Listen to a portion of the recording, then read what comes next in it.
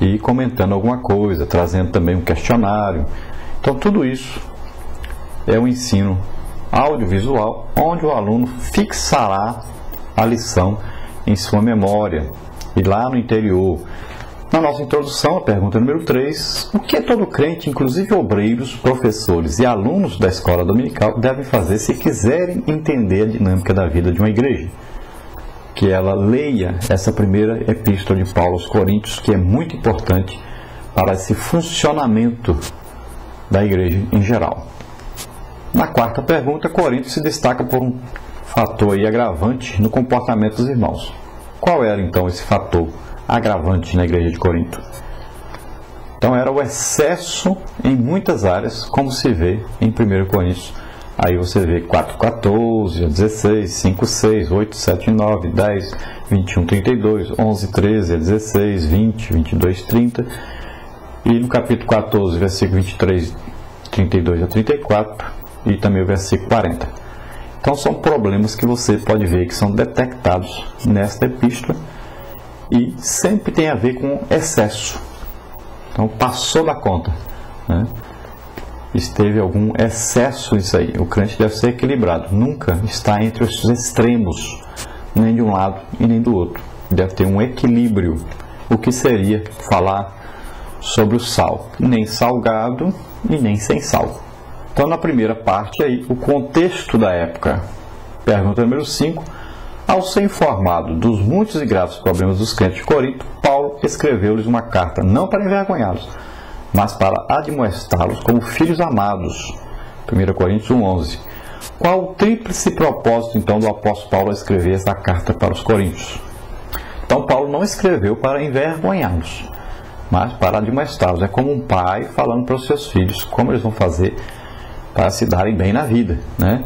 Então ele escreveu aí como propósito, primeiro, exortá-los a mudar sua conduta, mudar aí essa desunião, imoralidade, processos judiciais, cultos escandalosos. Então eles deveriam mudar isso. Em segundo lugar, doutriná-los sobre assuntos gerais e comuns da vida cristã, como o matrimônio, o amor ao próximo, a consciência e a liberdade cristã. E, o terceiro lugar, explanar a doutrina fundamental da ressurreição de Cristo e corrigir os falsos ensinos doutrinando sobre o arrebatamento da igreja por Cristo, começando com a ressurreição em glória dos mortos, salvos, e a transformação dos vivos e a sua trasladação para o céu. Então, esses os assuntos da epístola que nós vamos ver, tudo isso detalhado mais para frente, nas lições que nós vamos estudar. Na pergunta número 6, quais os pecados considerados normais em Corinto? Então, os pecados que ocorriam ali e que eram considerados normais devido à cidade ser um centro comercial muito grande, cheio de pessoas indo e vindo, e vivendo na idolatria e na prática de todo pecado. Os pecados considerados normais aí eram fornicário, beberrão, ladrão, enganador, imoral, assassino, pervertido sexualmente, viciado e idólatra. Número 7 aí, qual tipo de pecado era praticado livremente no templo dedicado a Afrodite, que reunia 1000 sacerdotisas?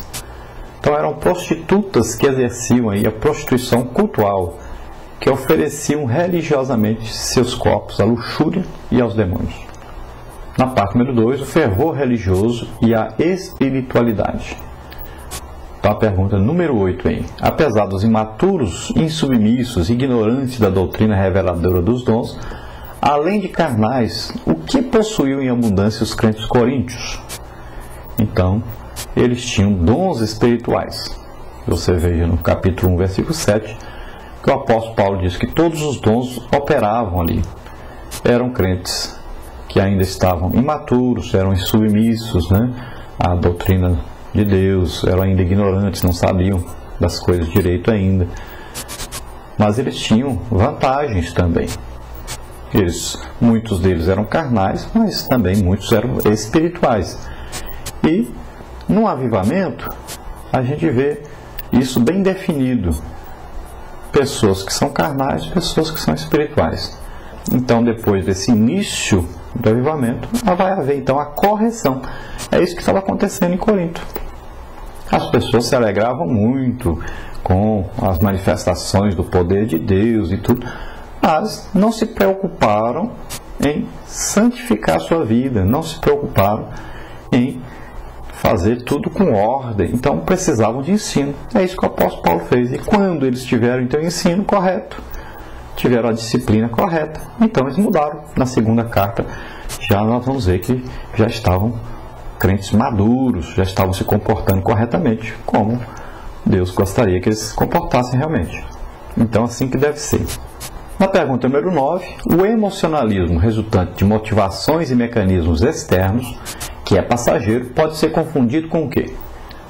Então, pode ser confundido tudo isso com o fervor espiritual verdadeiro, que está intimamente relacionado então ao exercício da piedade e da vida cristã consagrada.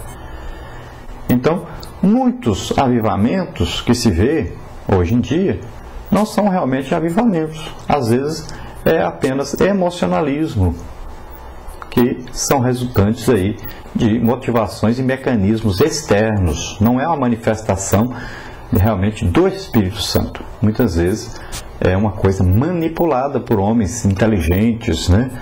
Homens que vão aí levar a igreja até a se afastar de Deus, até o pecado.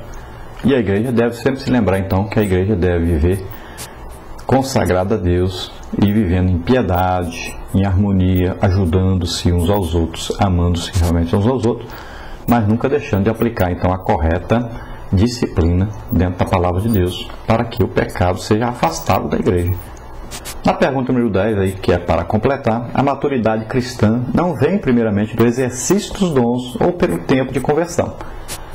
Então veja bem, não é porque você tem 20 anos, 30 anos, 40 anos, 50 anos aí de crente, que quer dizer que você é mais crente que o outro. Também não é porque você tem um dom, ou 2, ou 3, ou até os 9, não quer dizer que você seja mais crente que o outro.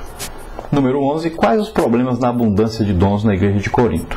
Então, não eram utilizados de forma equilibrada, visando o progresso da obra do Senhor. E os crentes exerciam os dons para demonstrar níveis de maturidade e de santificação, tornando-se assim carnais, ignorantes e também meninos. Primeira coisa, que ao invés de usar isso para ganhar almas, para edificar o povo de Deus, eles estavam apenas se divertindo.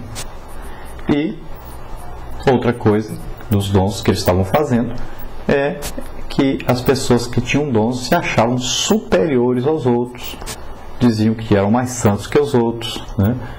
Que eram mais maduros que os outros, desprezando as pessoas. Isso não pode acontecer. Tanto o que ministra como o que é ministrado, tanto o que dá como o que recebe. Todos são de Deus, todos são importantes. E aquele que está dando não vem dele. Tem que se lembrar que tudo que ele está dando vem de Deus e não dele.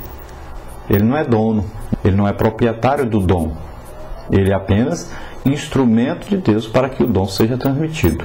Número 12, então, não são os atos miraculosos realizados e os diversos dons espirituais exercidos que identificam os autênticos servos de Deus.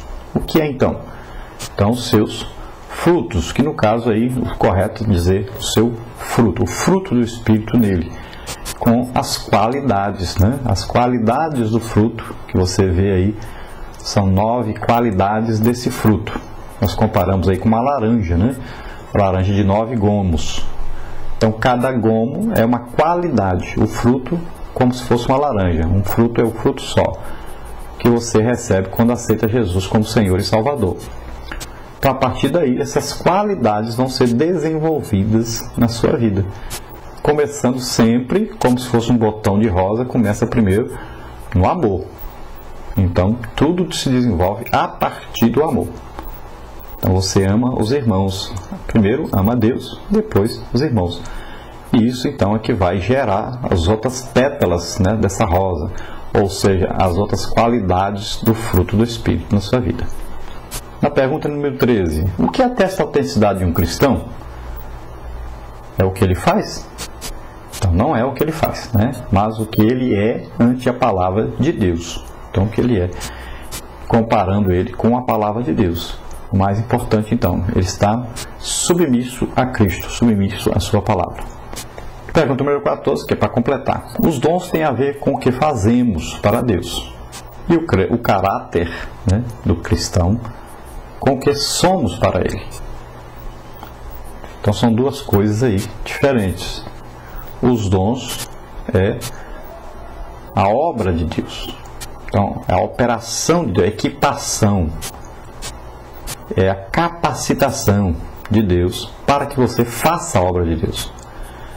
Já o caráter cristão, ele tem a ver com o que somos para Deus, não é com o que fazemos. Pois Jesus disse que muita gente vai fazer muita coisa e não vai entrar no céu, e vai dizer: ah, eu fiz isso, eu fiz aquilo, eu curei enfermos, expulsei demônios, fiz não sei o quê. E Jesus disse: apartai-vos de mim, eu não vos conheço.